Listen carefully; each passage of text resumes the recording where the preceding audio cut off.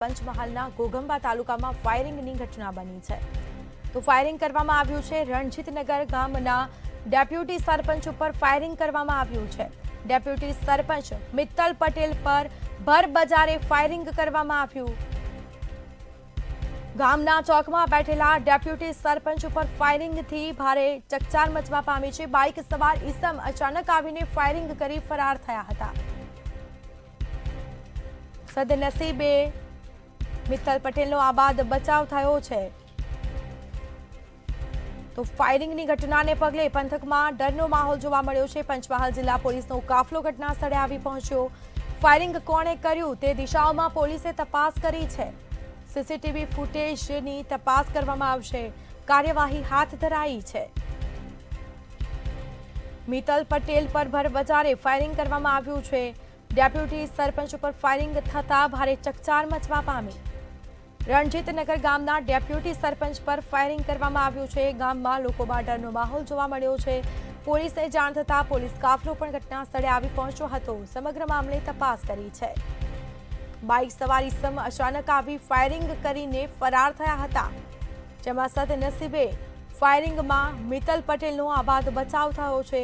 કોઈ જાનહાનિ થવા પામી નથી, પરંતુ ફાયરિંગ કોણે કર્યું છે, શેના કારણે ફાયરિંગ કરવામાં આવ્યું છે તે દિશાઓમાં પોલીસે તપાસ કરી છે। સંવાદદાતા મિતુલ પટેલ ફોન લાઈન પર જોડાયા છે। જી, પંચમહાલના ઘોઘંબા તાલુકામાં ફાયરિંગની ઘટના બની છે, શું છે મામલો? મેડમ મિતુલ શાહ મિતુલ શાહ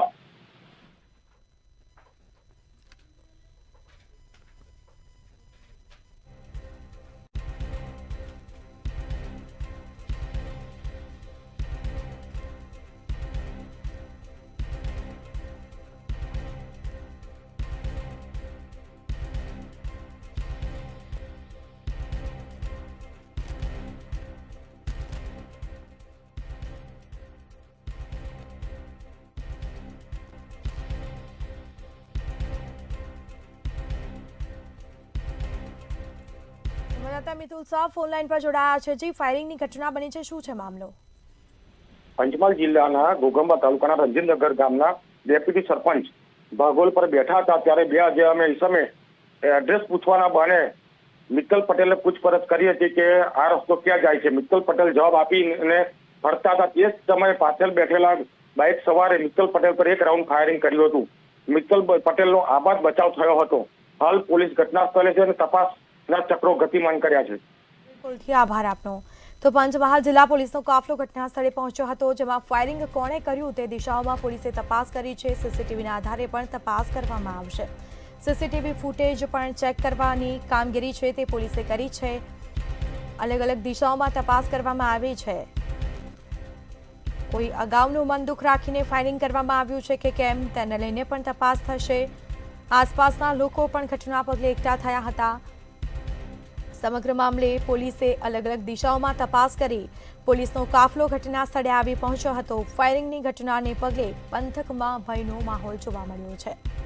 સદનસીબે ફાયરિંગમાં આબાદ બચાવ થયો છે। કોઈ જાનહાનિ થઈ નથી, પરંતુ એક આ ફાયરિંગની ઘટનાથી ભારે ચકચાર મચી છે।